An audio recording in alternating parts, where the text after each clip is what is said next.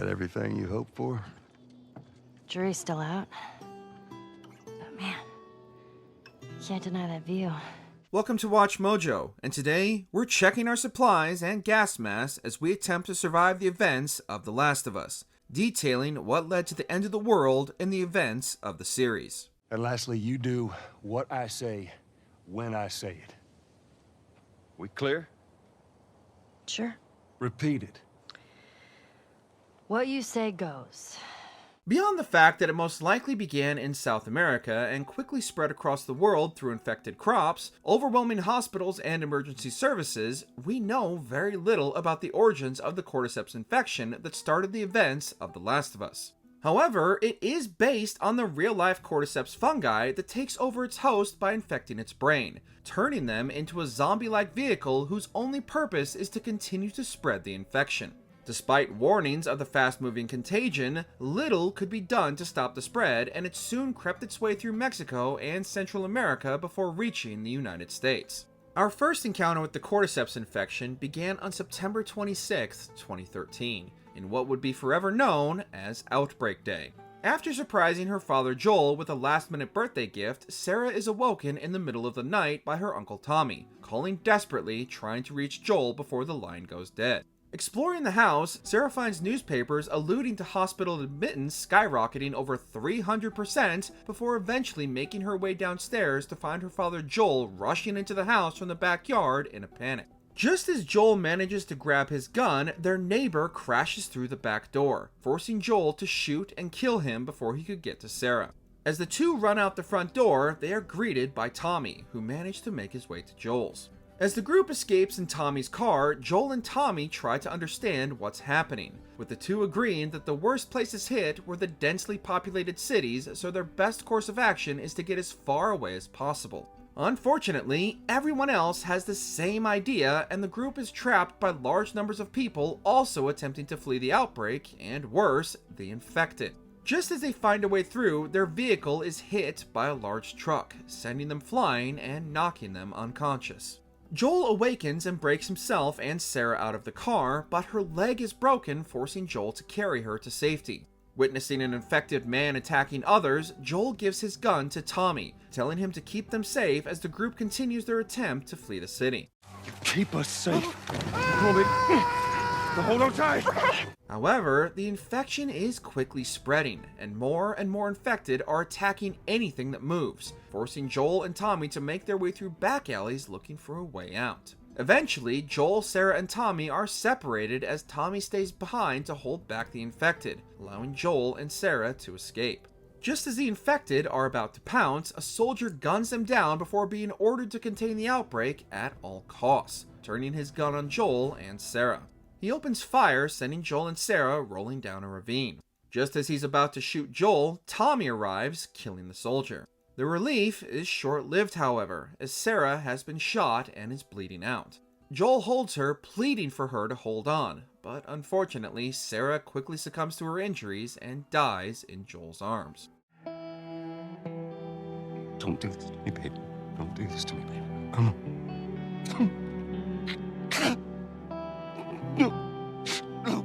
From here, the game skips ahead 20 years, with news reports detailing the fall of civilization as those who are left alive attempt to survive in what remains of humanity. However, before we pick up once again with Joel, there are some other important events that occurred during this time that we need to cover. As the news of the outbreak spread, some towns and communities were evacuated to quarantine zones before the infection completely took over. The military was quickly overrun by the infected, resorted to bombing highly populated areas in an attempt to stop not only the spread of the infection, but also the infected from escaping. Despite their best efforts, the military and various other government agencies were unable to contain the outbreak, and by early 2014, the infection won and humanity became an endangered species as more than 60% of the world's population was either infected or dead. The Federal Disaster Response Agency, or FEDRA, converted numerous large cities into quarantine zones with a strong military presence, and in many cases, enormous walls shielding its residents from the infection. FEDRA would also set out to rescue and round up civilians from smaller communities in order to slow the spread of the infection by cutting down on its food supply. Outside the Seattle city limits, Fedra discovered a settlement in which a woman had managed to keep her entire community safe from the Cordyceps. Her devoted group of followers referred to her as the Prophet, and she claimed to have been given visions about the end of the world from God and taught her disciples to lead a sin-free existence to survive the end of days. Her followers would come to call themselves the Seraphites, or Scars, and stuck to her words and teachings as if they were gospel, worshipping their savior. A short time later, Fedra ceased all rescue operations and declared martial law, with Fedra becoming the de facto authority in quarantine zones. Naturally, opposition to this police state rose up in the form of the Fireflies, who fought to restore the original government and find a cure for the Cordyceps. With supplies already running low, the Fireflies inspired numerous other groups to fight back against Fedra, eventually taking down and freeing numerous quarantine zones. Clashes between the groups led to even stricter crackdowns in quarantine zones, such as Boston, where Fireflies were publicly executed to deter any further resistance. Numerous other forms of resistance to Fedra's police state rose up, such as the Hunters in Pittsburgh and the eventual formation of the WLF in Seattle, each with their own way of dealing with both Fedra and also the citizens of the quarantine zones. And these are only the ones we know of. With the collapse of society, so too fell the lines of communication. With nearly all quarantine zones falling due to resistance, most took their chances out in the world, forming new groups or communities, each with their own way of surviving the infection and the end of the world. All the while, the Cordyceps continued to evolve and numerous forms of the infection began to emerge over time. The base infected are referred to as runners, stalkers, clickers, and bloaters, with the latter's infection taking over a decade to grow and form while the rest occurred within a year. Part 2 would also introduce new forms of the infection such as shamblers, and given the multiple different biomes and environments just in the US alone, there's no telling how many other types of infected could be out there. It's during this time in the late 2010s that Ellie Williams and Abby Anderson are born. Unfortunately, Ellie's mother passes away shortly after, entrusting her baby daughter to one of the leaders of the Fireflies, Marlene, who in turn gives her to Fedra for her own safety. Ellie is raised with the other orphan children of the Boston QZ. It's also during this time in Seattle in the late 2020s that Jason and Emma Patterson and Isaac Dixon form their own version of the Fireflies, the Washington Liberation Front, or WLF. Unlike the Fireflies, however, the goal of the WLF is simply the abolition of Fedra in Seattle, and eventually the numerous clashes between the groups lead to the deaths of its core founders, Jason and Emma. The WLF eventually overruns Fedra, killing or displacing the entire agency from Seattle. With Fedra gone, the WLF creates a surprisingly stable community and, by all accounts, thrives under their leadership. However, continued conflicts with the fanatical Seraphites lead to constant confrontations between the groups that would continue for years. Outside of these groups, others find their own way of surviving the apocalypse. Some would steal and rob any survivors unfortunate to cross their paths, while others, like the Rattlers, turn to slave labor and human trafficking.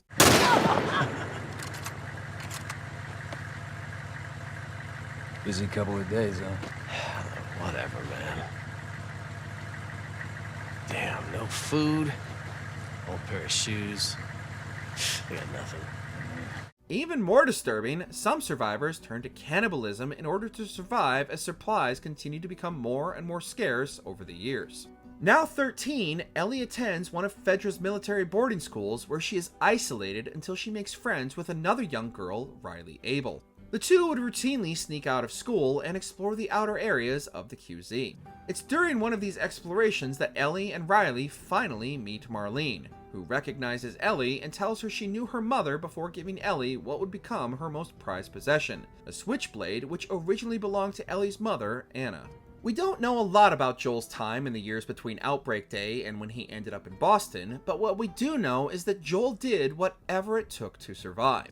After Sarah's death, it's hinted that Joel contemplated ending his own life before he and Tommy set out on the road looking to survive the collapse of society. I struggled for a long time with surviving.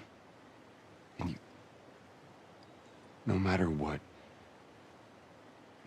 you keep finding something to fight for. Through numerous in-game dialogue, we find out that Joel and Tommy likely joined other hunters, robbing and murdering any group unfortunate enough to fall into one of their many traps. Eventually, the brothers find their way to Boston, where Tommy joins the Fireflies with Marlene. This leads to a lot of tension between Tommy and Joel before Tommy eventually leaves Boston and Joel behind, heading for Wyoming. Joel would then team up with another smuggler named Tess and make a name for himself as a brutal yet reliable smuggler within the Boston QZ. A year after meeting Marlene, Riley has left the Fedra boarding school with dreams of joining the Fireflies, leaving Ellie behind. One night, Riley sneaks into Ellie's room and invites her out for a surprise. Ellie, upset that Riley had left her alone, begrudgingly agrees and the two sneak off to a nearby mall. Riley reveals that she's joined the Fireflies and that she'll be leaving with them for another city in the morning. Ellie is naturally upset by this news, as not only is Riley one of her only friends in Boston, but Ellie has also started to develop feelings for Riley, romantic styles. The two continue exploring the mall, playing with numerous oddities they find while reminiscing about their favorite memories together. Finally, with their time coming to an end, Riley and Ellie dance to a store's stereo system, with Ellie finally revealing her feelings for Riley. The two share a kiss, with Riley deciding not to leave with the Fireflies and stay with Ellie. Their bittersweet moment is interrupted by the infected, however, drawn to the two by the sound of the store's loud music. Riley and Ellie attempt to escape, but are overwhelmed, and eventually, though the two emerge victorious, Riley reveals she's been bitten, and Ellie discovers a bite on her own arm as well. The pair contemplate ending it all before they can turn, but instead decide to wait it out and turn together. You know, we can be all poetic and just lose our minds together.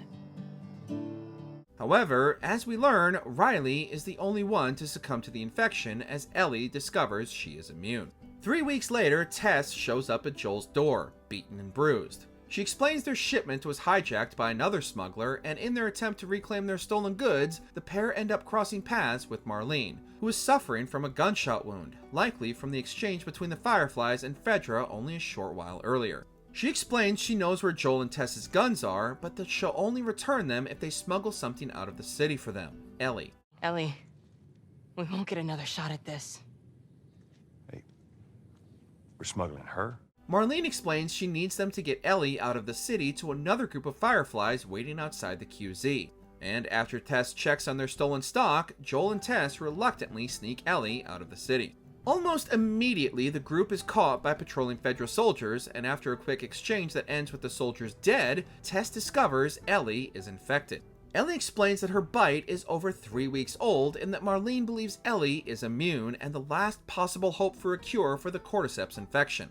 Although Joel protests, the two agree to fulfill their promise and deliver Ellie to the Fireflies. Making their way through the devastated Boston, they encounter multiple groups of infected and, worse, clickers.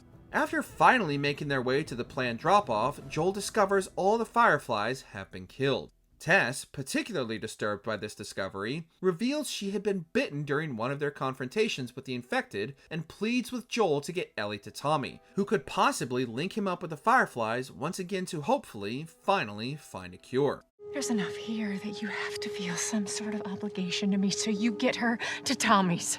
As Fedra descends on the group, Tess stays behind to give Joel and Ellie time to escape, sacrificing herself and taking out as many soldiers as she can in the process. After laying down some ground rules, the pair begin their trek to a town defended by eccentric prepper Bill.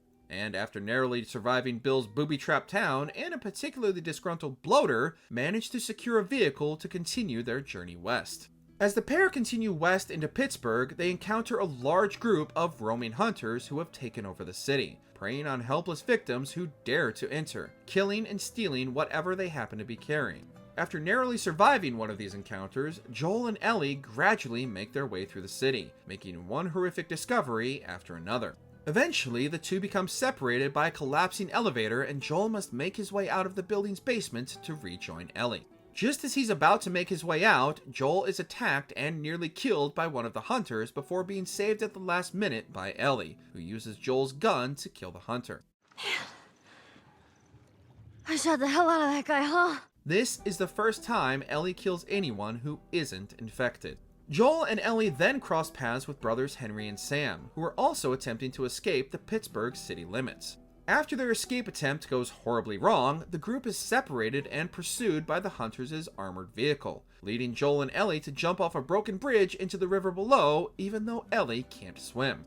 Rejoining Henry and Sam, the group makes their way through a sewer system that used to be a makeshift home for a group of survivors who ultimately didn't survive.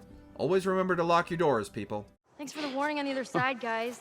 Emerging on the other side, they are once again accosted by the relentless hunters before accidentally unleashing a horde of infected.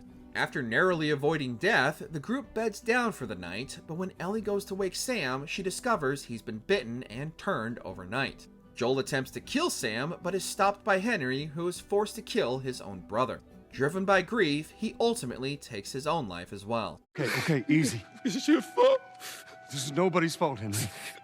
It's all your fault. Henry, no.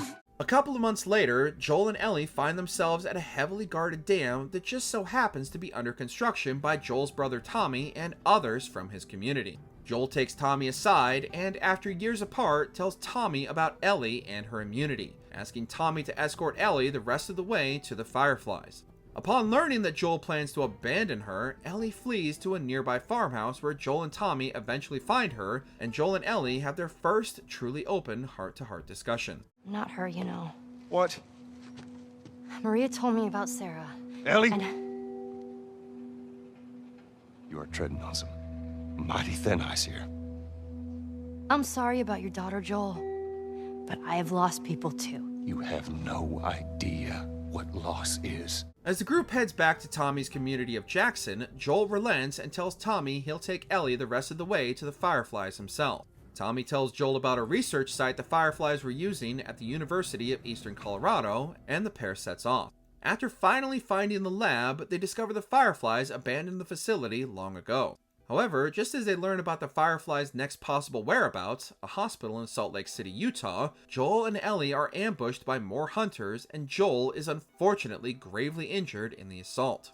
Ellie narrowly manages to get her and Joel out alive, retreating into the mountains as winter approaches. Ellie manages to find a medical kit in a crashed helicopter in a long abandoned mall with enough supplies to keep Joel alive while she figures out what to do next. Now deep into winter, Ellie hunts for game and supplies in the wilderness outside the small abandoned suburb her and Joel have been hiding out in. It's after killing a deer that she encounters David and his companion. After arguing over the right to the deer, Ellie accepts a trade of medicine for the deer, and David's companion leaves to get it. While David and Ellie wait for his return, they're surrounded by a horde of infected, clickers, and even a bloater. It's after barely surviving this encounter that David reveals he knows who Ellie is, having sent a party out for supplies only for the entire group to be killed by a madman and a little girl. David lets Ellie leave with her medicine, sending a hunting party to track her down after she escapes. After giving Joel the life-saving medicine and resting for a bit, Ellie realizes she's been followed, and during her attempt to lead the hunters away from Joel, she's captured by David and taken back to his small town. It's here that Ellie discovers that David is a cannibal and a bit of a pervert, hoping Ellie will join him in leading his group of cannibals. After breaking David's finger and nearly ending up on the menu, Ellie distracts David and his butcher with her infected bite long enough to barely escape into the town. Meanwhile, Joel regains consciousness and discovers Ellie missing and hunters roaming the town. After interrogating a couple of hunters he'd captured, Joel makes his way to David's town in search of Ellie. Ellie continues to look for a way to escape David and his cannibals, using the blizzard as cover until she makes her way into a large restaurant. Unfortunately, David finds her and traps her, mercilessly hunting the young girl through the restaurant. At the same time, Joel has made his way to the town and fights his way through waves of hunters, using the same blizzard as Ellie to mask his approach. During her confrontation with David, a fire breaks out, and at the last second, Ellie gains the upper hand on David, turning his own machete on him. Joel, having seen the fire, finds Ellie endlessly striking David over and over again before grabbing her and comforting her. He tried to. Oh, baby girl. It's okay. It's okay. Joel. As spring arrives, now almost a full year after their journey began, Joel and Ellie arrive at the outskirts of Salt Lake City and continue on their path to the hospital. With so much having happened during their time together, Joel and Ellie have bonded, and Joel discusses what they'll do after they're done with the Fireflies. Joel notices Ellie is distracted, likely from everything she's endured or the realization that all their struggles might finally be over. On their final approach to the hospital, the pair encounter a group of wild giraffes roaming the area. During this brief moment of peace as the two watch the majestic creatures, Joel proposes to Ellie they turn back and spend their days in Jackson with Tommy. Ellie tells Joel everything they've been through can't be for nothing. After all we've been through. Everything that I've done. It can't be for nothing. Just as the two begin their final stretch to the hospital, Ellie gives Joel a picture of him and Sarah she had stolen while back with Tommy. After a brief moment, the pair continue into the underground tunnel leading to the hospital. Unfortunately, Joel falls into the flooded tunnel, and as Ellie attempts to save him, the two are swept up in the current and Joel finds Ellie lifelessly floating in the water. As Joel tries desperately to save her, a pair of Fireflies approach him and rather than offering aid, knock him unconscious and bring them both back to their home base at the hospital. It's at this time that young Abby is searching for her father Jerry, and finds him with a zebra trapped in a barbed wire fence. Abby's friend and Firefly member Owen appears to help the father and daughter cut the zebra free before telling Jerry that Ellie has been found and is waiting at the hospital. The group rushed back to the hospital to begin tests on Ellie to determine her immunity. Later, Abby finds Marlene and Jerry arguing over how to proceed with creating the vaccine, knowing it will kill Ellie since the Cordyceps infect the brain. Marlene eventually relents, giving Jerry permission to operate on Ellie in hopes of creating a vaccine, and leaves to go check on Joel and give him the news. Joel wakes up in a hospital room to Marlene watching over him. She informs Joel that Ellie is a good candidate for the vaccine. When Joel asks to see Ellie, Marlene tells him that she's being prepped for surgery to remove the cordyceps to create the vaccine.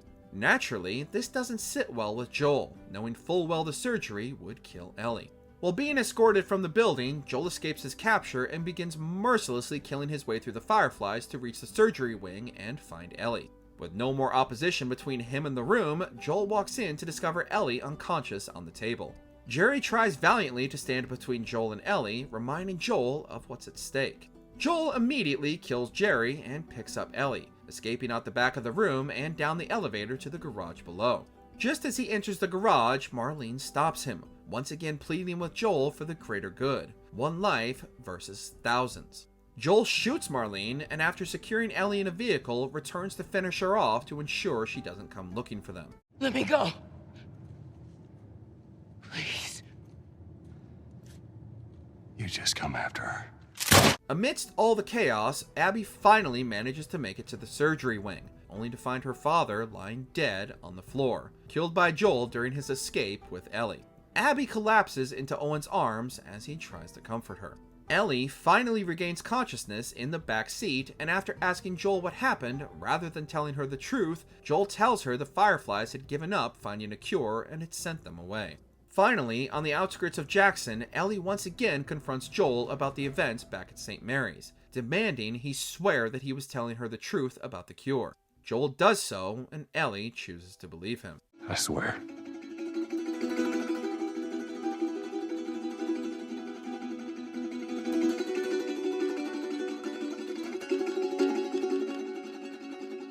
Okay. A short time later, Joel and Ellie had begun to settle into Jackson with Tommy and his wife Maria helping them get situated. While out on patrol one day, Joel tells Tommy about the events at St. Mary's, explaining the surgery would have killed Ellie, so he did what he had to do to save her. Tommy agrees to keep Joel's secret for him as the two part ways. Joel finds Ellie, who now wears a bandage at all times to hide her bite mark, having set up her living quarters in Joel's garage, and gifts her a guitar, reminding her that he'd promised to teach her. He then plays her Pearl Jam's Future Days, which motivates Ellie to take Joel up on his offer for lessons. If I ever were to lose you, I'd surely lose myself. Meanwhile, with the Fireflies all but wiped out, Abby, Owen, and the few remaining members make their way to Seattle and join the WLF. Her obsession with getting revenge on Joel for her father's death drives her to become one of the WLF's most skilled and respected soldiers. A year later, on Ellie's birthday, Joel and Ellie are exploring the surrounding area outside Jackson as Joel has promised Ellie a surprise for her birthday. Joel playfully shoves Ellie into a nearby creek, and thankfully, Ellie has finally learned how to swim. She also promptly returns the favor while the pair are watching a nearby deer. Joel continues to play coy about Ellie's surprise as her guesses to what it could be grow more outlandish. Eventually, they emerge at the Wyoming Museum of Science and History, which immediately fills Ellie with childish glee. The pair explore the abandoned museum, with Ellie getting more and more excited with each discovery, until they eventually make their way to the space exhibit. Knowing Ellie's love of space and dreams of being an astronaut, Joel and Ellie climb inside the cockpit of a spaceship where Joel gives Ellie her real present, a recording of a real space launch countdown. Ellie closes her eyes and imagines the rocket shooting into the stars. I do okay. Are you kidding me? While trying to find a way out, Ellie discovers graffiti on a wall of the Fireflies logo with the words "liars" scrawled underneath it, further fueling her suspicion about what really happened in Salt Lake City. In Seattle, Owen and Abby continue their training with the WLF, but take some downtime to explore an abandoned aquarium near the WLF headquarters. As the two explore, it becomes clear they have no idea what they've found, describing the aquarium as a zoo for fish. While exploring, the pair discover a sailboat someone attempted to hide within the aquarium but had long since abandoned. After discovering the boat most likely belonged to a family attempting to flee the infection, they find the remains of the captain, having been left alone by his children when they joined the Scars after the death of their mother. They continue their exploration, uncovering the hundreds of drawings and paintings done by the children before they left their father behind. After finding a dome deep underwater at the bottom of the aquarium, Owen and Abby share a kiss before Abby stops him. Abby confesses she's still determined to find Joel and exact her revenge for killing her father, even though they have zero leads as to where he has gone. Owen is more reluctant, wanting to move on with their lives, while Abby returns to the training with the WLF to become even more efficient for her inevitable confrontation with Joel. The following year, Joel, Ellie, and Tommy are clearing out some nearby infected in an outpost. Joel and Ellie have since become well adjusted in Jackson, with Ellie becoming close friends with Jessie, Dina, and her girlfriend Kat, who has also started designing Ellie's tattoo to cover her bite mark. Tensions between Joel and Ellie are strained as Ellie attempts to distance herself from Joel, leading to Tommy suggesting the two of them go out and search for some replacement strings for Ellie's guitar. The two are reluctant, but eventually agree and set out for the music shop nearby. Finding the direct route blocked, the pair make their way inside a nearby hotel to find a way through. Finding the hotel overrun by infected, Joel and Ellie proceed to clear them out. And after an unfortunate encounter with a bloater, they discover the remains of the couple that left Jackson the year prior, one of them having been mutated into a clicker. After finding a note explaining the pair wanted to find ways to help people outside of Jackson, but were cornered by a horde of infected, Ellie again confronts Joel about what happened at St. Mary's, feeling guilty that her immunity wasn't able to prevent this and others needlessly losing their lives to the infection. Joel once again reiterates his lie that there was no possibility for a cure and shuts down any further discussion on the matter. I know you wish things were different. I wish things were different. But they ain't. Ellie relinquishes her push for answers, and the two head out to rejoin Tommy. Another year passes, and Ellie sneaks off to return to St. Mary's Hospital in Salt Lake City to find answers of her own. After rummaging through the things the Fireflies left behind, Ellie finds a tape recorder of a Firefly discussing what they were going to do now that the only person immune to the Cordyceps is gone, and the only doctor who knew how to make a cure is dead. While replaying that one line over and over again, Joel arrives, having tracked her down after she left Jackson. Ellie demands once again that Joel tell her what happened at St. Mary's, threatening to leave forever if he lies to her. Joel relents and explains to her that creating the cure would have killed her, so he did what he needed to do in order to save her life. So I stopped them. Ellie breaks down and refuses Joel's attempts to comfort her. Ellie agrees to return to Jackson, but tells Joel that she wants nothing to do with him anymore.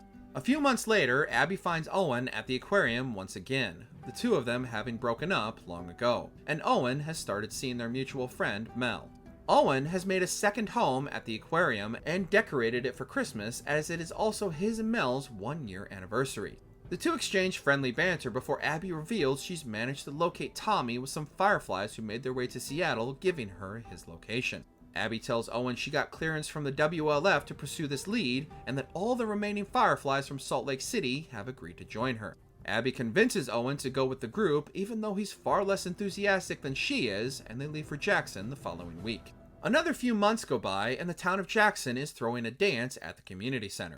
Ellie stands off to the side, feeling awkward amongst all the happy people, watching her crush Dina dance in the center of the dance floor. Ellie's friend and Dina's ex-boyfriend Jesse makes small talk with Ellie before Dina strolls over and drags Ellie onto the dance floor. The two casually flirt with one another before Dina kisses Ellie on the dance floor in front of everyone. I think they should be terrified.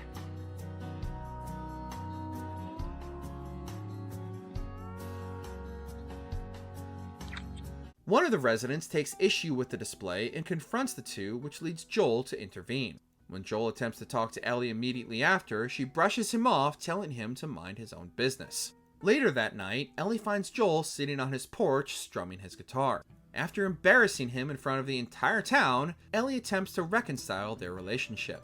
The two exchange small talk, with Ellie telling Joel she doesn't want him always watching over her shoulder. Ellie once again reiterates her frustrations that Joel didn't let the Fireflies attempt a cure by using her immunity, while Joel tells her he wouldn't have done anything different and still would have saved her. If somehow the Lord gave me a second chance at that moment, I would do it all over again. Ellie tells Joel that while she doesn't know if she will ever forgive him for what he did, she wants to try and rebuild her relationship with him, to which Joel agrees, and Ellie heads off to bed for the night. Bright and early the following morning, Ellie is awoken by Jesse banging on her door as she overslept and is late for her patrol. After getting resupplied and having a brief snowball fight with the community kids, Ellie and Dina set out on their route to sweep for infected. At the same time, Abby wakes to find Owen is already awake, having scouted their planned route before sunrise. Owen invites Abby to see what he discovered, and the two set out into the frozen wilderness. When they emerge, Owen shows Abby he's found the Jackson settlement, where Tommy is reportedly living. The scale of Jackson and their armaments gives Owen pause about their mission, while Abby remains undeterred. While trying to figure out their next move, Owen reveals Mel is pregnant. With this new information, Owen is much more hesitant about their mission and heads back to the group's encampment in the lodge. Abby, frustrated and angry and determined to continue with her mission of revenge, sets out on her own and heads towards one of the Jackson outposts Owen mentioned earlier. Naturally, this proves to be a poor decision, and Abby quickly finds herself accosted by numerous infected. Meanwhile, Ellie and Dina continue along their patrol route, clearing out infected from a shopping center before getting overrun by a blizzard. After briefly getting separated, the two end up in a library and, during their exploration, discover it had been used as a hideout for Dina's former patrol partner Eugene to grow his medicinal herbs. While partaking in Eugene's stash, the two discuss their kiss from the night before, and after some awkward flirting, the two become romantically entwined.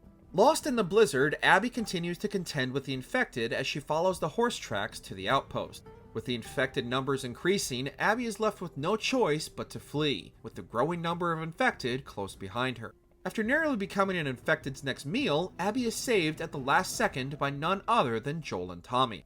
After fighting off multiple waves of infected, Abby suggests they make their way to her encampment at the lodge where the rest of her group is. Joel and Tommy quickly agree to this for some reason, and with Abby joining Joel and his horse, they make their way out into the blizzard for the lodge. Upon reaching the lodge, the group narrowly makes it inside the gates before the infected overrun them, and once inside, Joel and Tommy introduce themselves and are quickly subdued by the group, with Abby using a shotgun on Joel's knee to prevent any resistance or escape. You stupid old man. You don't get to rush this. A short while later, Ellie and Dina are discussing their injuries surviving the apocalypse, and Ellie confesses to her that she is immune while showing her bite mark. Dina naturally doesn't believe her, but before Ellie can explain further, they are discovered by Jesse, who informs them that Joel and Tommy never returned from their patrol. Ellie immediately sets out on her own to track them down, while Dina and Jesse search elsewhere. Ellie eventually finds the lodge, and after making her way inside, finds a bloody and beaten Joel lying motionless on the floor, Abby towering over him with a golf club in her hand. Ellie attempts to rescue Joel, but is quickly taken down by the rest of Abby's group and is forced to watch as Abby delivers the final blow, killing Joel in front of her as Ellie pleads for his life. Ellie is knocked unconscious and awakens a little later to find Dina and Jesse have managed to track her down, Abby and her group having long since disappeared. A short time later, Tommy visits Ellie, and Ellie lays out her plans to track down and kill those responsible for Joel's death. Tommy protests, but the next morning, after visiting Joel's grave and grabbing some supplies from Joel's house, Maria finds Ellie and Dina and tells them that Tommy has left in the night to go after Abby and the rest of the group responsible for Joel's death. Maria tells the girls to find Tommy and bring him home, and the girls set off for Seattle. A few months later, Ellie and Dina finally arrive in the outskirts of Seattle. After finding numerous abandoned checkpoints and gassing up a nearby generator to open a gate, Ellie and Dina find their way inside a building seemingly used by the WLF at one point during the group's uprising against Fedra. Inside, there are numerous dead WLF members, and upstairs they find one with Abby's group having been tortured for information by Tommy. Tommy did this. This? No way. That was definitely him. Tommy clearly learned a thing or two from Joel as he made good use of Joel's interrogation techniques. Back outside, the pair is ambushed by an IED trap, and while Ellie is captured, Dina manages to escape by falling into a nearby basement after the blast. R.I.P. Shimmer. Knocked unconscious and kidnapped, Ellie is taken to a makeshift base for the WLF to be interrogated. How many came with you? Just you two?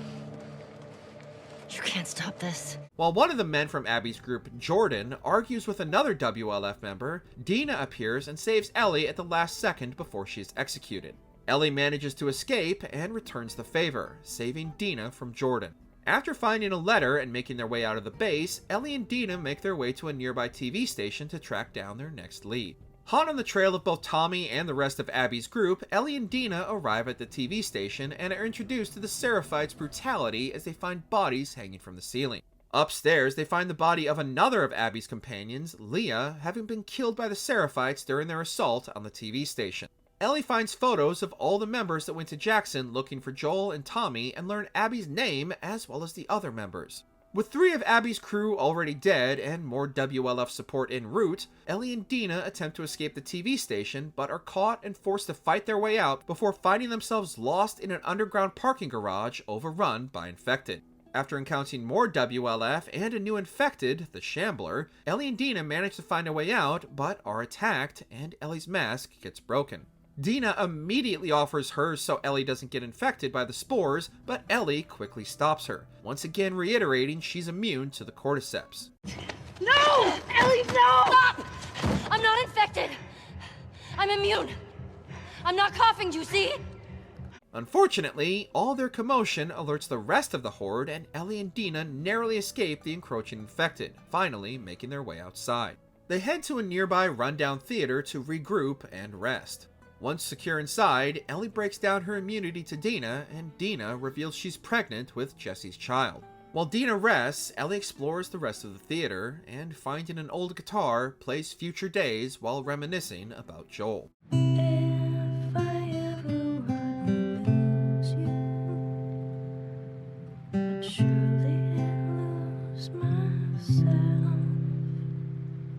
While Ellie has been systematically working her way through Seattle and Abby's companions, on the other side of town, Abby begins her day with the WLF, having returned from Jackson and settled back in, confident of her revenge and that the worst is behind her. She joins companions Manny and Owen's new squeeze, a very pregnant Mel, on a routine patrol, and Abby discovers Owen has been avoiding almost everyone after the events at Jackson. After narrowly surviving an extended encounter with the Seraphites, the group returns to base to find Nora, another of Abby's friends, waiting for them. She takes Abby and Manny through their morgue, explaining the Seraphites are becoming more hostile and aggressive, and after showing them the body of one of their friends, Danny, she tells Abby that Owen is somewhere out in Seattle on his own. Abby and Manny head up to talk to Isaac, who tells them he's planning a large-scale retaliation against the Seraphites under the cover of a large incoming storm, and he wants Abby and Manny to lead the main squad.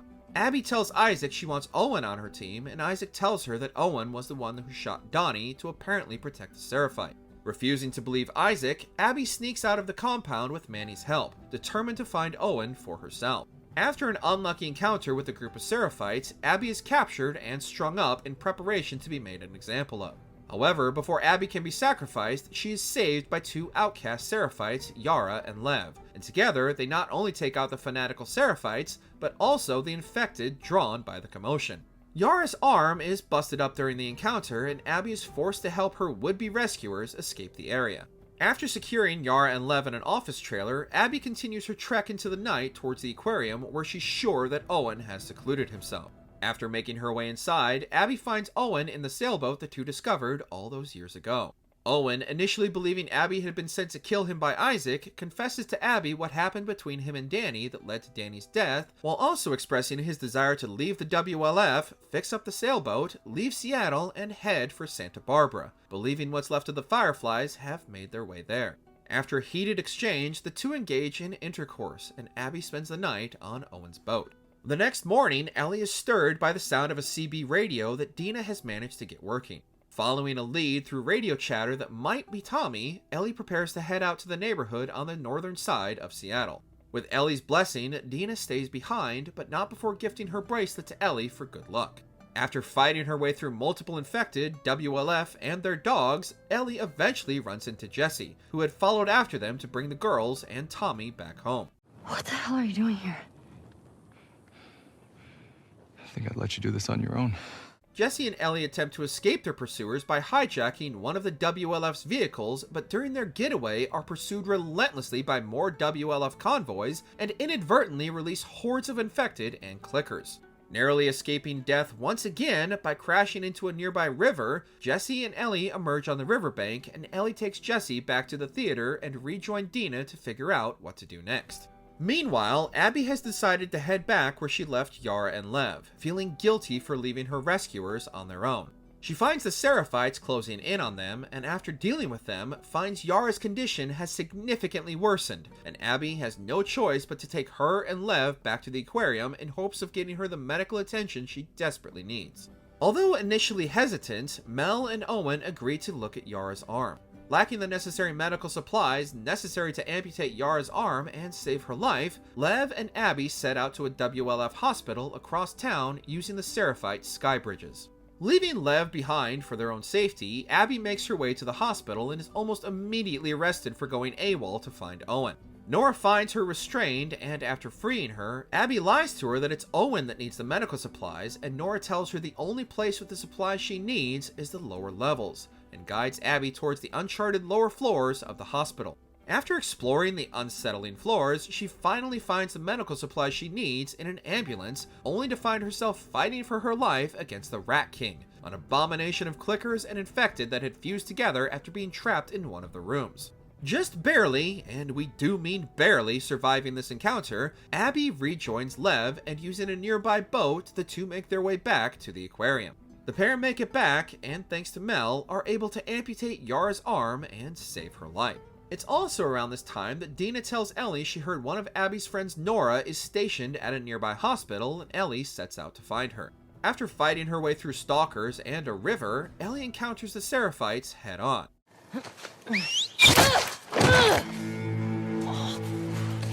After surviving multiple factions of Seraphites, Ellie eventually makes her way to the hospital and sneaks inside, cornering Nora and demanding to know Abby's whereabouts. You remember me?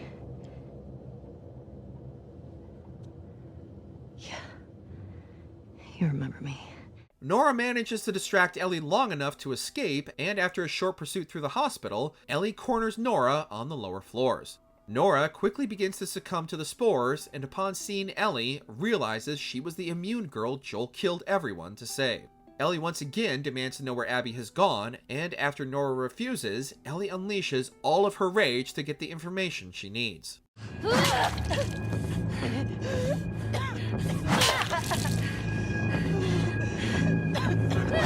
After making her way back to the theater and getting some rest, Ellie wakes early the next day and finds Jesse watching over a sleeping Dina. Knowing Dina needs more medical care than they can provide, Ellie and Jesse decide to head to the aquarium, assuming Tommy has tracked Abby there as well and will head home once they find him. After overhearing some WLF talking about a sniper down by the marina, Jesse wants to shift their plans and head for what he assumes is Tommy. Ellie, however, insists they continue to the aquarium to go after Abby. Realizing Abby was Ellie's goal all along, Jesse leaves her to find Tommy while Ellie hijacks a boat and heads towards the aquarium. At the aquarium, Abby wakes to find Yara and Lev arguing. Mel tells Abby that Owen invited Yara and Lev to come with him and Mel to Santa Barbara, and Lev is refusing to leave Seattle. After Lev storms off, Abby and Yara search for him only to find he's stolen a boat, intent on heading back to the Seraphites Island to confront their mother. While attempting to get to the marina to find a boat and go after Lev, and upon hearing gunfire, Abby leaves Yara to go find a boat. Abby then runs into Manny, who narrowly saves her from sniper fire. The two battle their way towards the marina to confront the sniper, but Manny is quickly killed while Abby continues to narrowly avoid death herself. Finally, Abby, with a little help from Yara, manages to throw the sniper, who naturally turns out to be Tommy, into the marina. With the threat averted, the two steal a boat and make their way to the Seraphites Island in pursuit of Lev. With the storm approaching, Ellie finally manages to make her way to the aquarium. Making her way inside, Ellie doesn't find Abby, but instead Owen and Mel. Ellie attempts to use one of Joel's interrogation tricks, but when Owen rushes her, she kills him, and after fighting off Mel, kills her too. With his dying breaths, Owen tells Ellie that Mel was pregnant, and upon discovering this, Ellie crashes out, horrified by what she has just done. Tommy and Jesse find her and bring her back to the theater, unfortunately leaving Ellie's map of Seattle behind. Finally making landfall, Abby and Yara make their way to the Seraphites' village. May her light guide us through the storm. When you're lost in the darkness, look for the light. What's that? Something my dad used to say. Sneaking their way through the patrols until they reach Yara and Lev's home. Inside, they find a distraught Lev, having accidentally killed their mother after she attacked her own child, still radicalized by her beliefs. With the WLF's assault on the Seraphites Island beginning, the group attempts to flee the island before the full invasion. Now fighting their way through WLF, Yara is shot as the group is confronted by Isaac himself.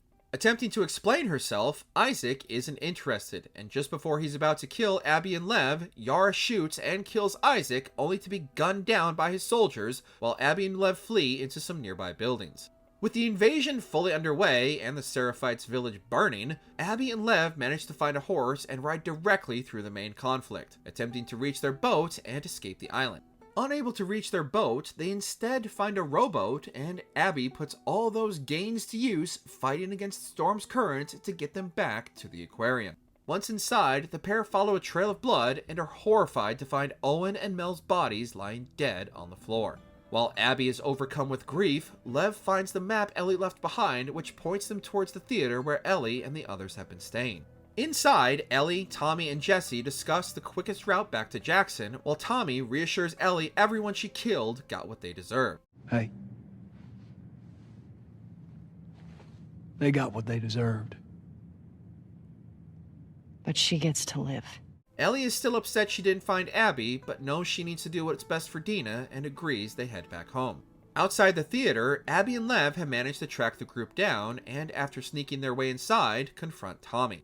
After making enough commotion, Ellie and Jesse rush in, only for a surprised Abby to kill Jesse on the spot with a well-placed headshot. Abby demands Ellie surrender or she'll kill Tommy, and upon complying, Abby realizes who Ellie is, recognizing her from the day she killed Joel. We let you both live, and you wasted it! As Abby raises her gun to kill Ellie, Tommy attacks her, catching an arrow in the knee from Lev and a grazed headshot from Abby as Ellie makes her escape into the theater. After a tense confrontation backstage in which the pair nearly kill each other multiple times, Abby gains the upper hand and Ellie is saved at the last second by Dina, who was nearly beaten to death by Abby before Ellie pleads for her life, telling Abby that Dina's pregnant. In her blind rage, Abby still intends to kill Dina and is only stopped by Lev. Abby warns Ellie not to pursue her any further, and her and Lev leave Ellie and Dina beaten and broken, but alive. A year later, Ellie and Dina and their new baby JJ have settled into a quiet farm life, and despite still suffering from PTSD due to Joel's death and the events of Seattle, Ellie and Dina have developed the quiet, happy life they always wanted together. After returning from a hunting trip, Ellie finds Tommy has come to pay them a visit, explaining he'd heard word that Abby had been seen off the coast of California and hopes Ellie will follow up on the lead. After Ellie and Dina explain they're trying to move on and leave that behind them, an enraged Tommy lashes out at Ellie before storming out of the house, still obsessed with getting revenge for Joel's and now Jesse's deaths. Later that night, Dina finds Ellie packing to go after Abby. Despite her protests, Ellie tells Dina she needs to see this through, and Dina tells her that if she goes through with this, when she comes back, her and JJ won't be there. Unable to move on, Ellie walks out the door. I'm not gonna do this again.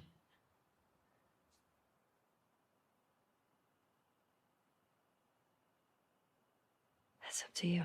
Around this time, Abby and Lev are still searching for the rumored Firefly encampment in Santa Barbara. Inside one of the suspected safe houses, they find a radio and manage to make contact with the Fireflies, who point them to Catalina Island. With a newfound hope, the pair exit the safe house and are ambushed by a group known as the Rattlers and are immediately caught and captured. A couple months later, Ellie, having discovered Abby's sailboat, attempts to track down Abby's new location. Following Abby's map, Ellie heads towards the safe house Abby had just been at and is caught in one of the Rattlers' traps and injured on a nearby tree in the process. A couple of Rattlers appear a short time later, and after tricking them into one of their own traps, Ellie escapes, having gotten the information she needed from the remaining Rattler. Ellie fights her way through the Rattlers' compound and eventually finds herself in the holding cells where one of the escaping prisoners tells her where to find Abby. Making her way down to the beach, Ellie finds Abby strung up, sunburnt, starving, and quite a lot less jacked than before. Cutting her down, Abby immediately rescues Lev and carries him down to a boat resting on the shore. Ellie staggers after them and demands the two finish what they started back in Seattle. Abby declines until Ellie threatens Lev, forcing Abby's hand. The two, beaten, battered, and bruised, battle it out in the waves, until Ellie eventually gains the upper hand, holding the weakened Abby under the water, waiting for her to drown. Ellie, overcome with grief, remembers the last time she saw Joel, and realizing nothing will change what happened, she relinquishes and lets Abby free. No. Just take him. She tells Abby to take Lev and go, watching them drive off into the fog, nursing her wounds and quietly crying to herself, reflecting on all she'd lost in her pursuit of revenge. A couple months later, Ellie returns to her farmhouse to find Dina had followed through on her promise and had left the farmhouse empty and abandoned, save for Ellie's belongings. Ellie finds her guitar in one of the rooms and, finding herself unable to play the instrument that reminded her of Joel due to the loss of two of her fingers in her final battle with Abby, Ellie leaves the guitar and the farmhouse behind and heads off into the woods. And that was the complete Last of Us timeline. Did we miss any important or favorite moments from the games? Share your thoughts down in the comments. Did you enjoy this video? Check out these other clips from WatchMojo and be sure to subscribe and ring the bell to be notified about our latest videos.